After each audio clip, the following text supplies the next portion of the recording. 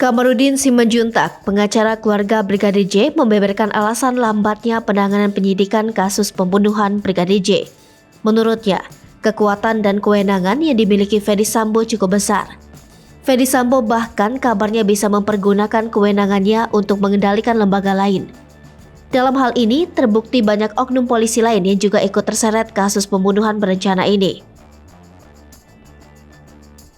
Mengutip Tribunnews.com, tak hanya itu, meski banding Ferdy Sambo ditolak, ia tetap berupaya untuk melakukan 1001 cara untuk meringankan hukumannya. Sebagaimana diketahui, sidang banding Ferdy Sambo atas putusan pemberhentian tidak dengan hormat ditolak oleh Majelis Sidang Kode Etik dan Profesi Polri.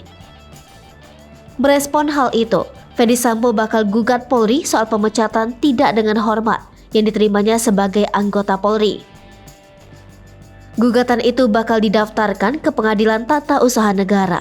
Kuasa hukum keluarga Ferdy Sambo yakni Arman Hanis mengatakan pihaknya akan menyiapkan langkah hukum selanjutnya.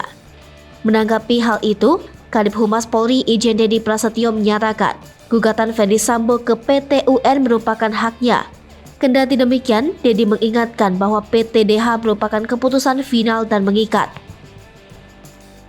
Menurut Dedi, sejatinya sudah tidak ada upaya hukum lain yang bisa dilakukan Ferdy Sambo. Meski Ferdy Sambo sudah dipecat dari Polri, namun tim kuasa hukum Brigadir J yakni Martin Lucas masih tetap waspada. Sebab pihaknya meyakini Ferdy Sambo masih memiliki koneksi dan uang banyak yang dapat membantunya untuk menangani kasus pembunuhan berencana terhadap Brigadir J. Apalagi lanjut Martin, jumlah nilai uang yang ditransfer istri Ferdy Sambo Putri Chandrawati ke rekening ajudan untuk urusan dapur cukup besar. Hai pemirsa Sri Popo TV, jangan lupa komen, like, dan subscribe, serta tonton terus berita-berita terupdate